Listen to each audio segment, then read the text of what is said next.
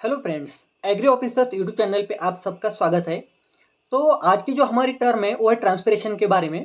तो 1926 में एक साइंटिस्ट है कर्टिस नाम के, उन्होंने कहा था transpiration is an necessary evil. तो उन्होंने ट्रांसपिरेशन को नेसेसरी भी कहा और इविल भी कहा, और मतलब ज़रूरी भी है और प्लांट्स के लिए हार्मफुल भी। तो उन्होंने ऐसा क्यों कहा था? बहुत अभी स्टूडेंट्स ऐसे हैं कि जिनको पता नहीं कि ट्रांसपिरेशन को नेसेसरी इविल क्यों कहा जाता है। बात तो सही है। तो चलो आज के वीडियो में जानते हैं हम ट्रांसपिरेशन क्या होता है। प्लांट्स में से जो भी वाटर लॉस हो जाता है एरियल पार्ट्स के थ्रू, उसे हम क्या कहेंगे? ट्रांसपिरेशन।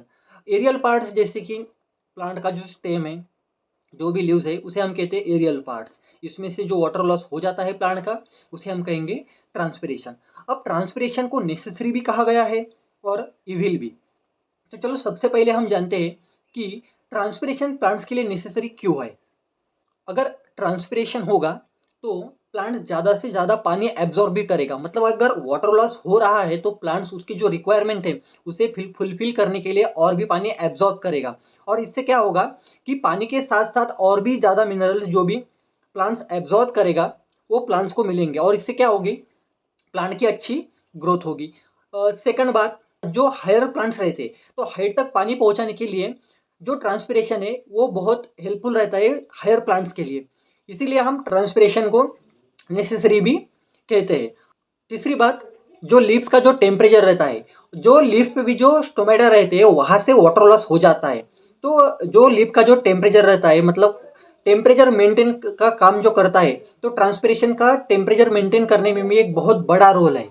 चौथी बात, जैसे भी मतलब ट्रांसपिरेशन जितना ज़्यादा होगा उसके साथ साथ एब्जॉर्प्शन भी उतना ही होगा। उससे क्या होगा? सेल की जो टर्जिडिटी रहती है वो मेंटेन रहती है। ये थे रीजंस कुछ जिसके वजह से ट्रांसपिरेशन को नेसेसरी कहा गया है। अब चलो जानते हैं कि ट्रांसपिरेशन को इविल क्यों कहा गया है। तो पहली बात, ट्रांसपिरेशन के लिए प्लांट्स को ज़्यादा से ज़्यादा एनर्जी की भी ज़रूरत लगती है, तो वहाँ पे प्लांट की जो एनर्जी है वो वेस्ट हो जाती है। सेकंड बात, जो भी प्लांट्स है उनका मतलब ट्रांसपिरेशन रेट अगर ज़्यादा रहेगा और एब्जॉर्प्शन रेट उससे मैच नहीं होगा, तो क्या होगा कि प्लांट्स में वाटर स्ट्रेस क्रिएट हो जाएगा, और उसके वजह से कि विल्टिंग हो जाती है। तो प्लांट्स विल्ट हो जाते हैं, और अगर एक्सट्रीम लेवल तक ऐसा अगर हो जाता है ट्रांसपिरेशन, तो प्लांट्स की डेथ भी हो जाती है। इसीलिए ये जो ट्रांसपिरेशन है ये नेसेसरी भी है और इविल भी है।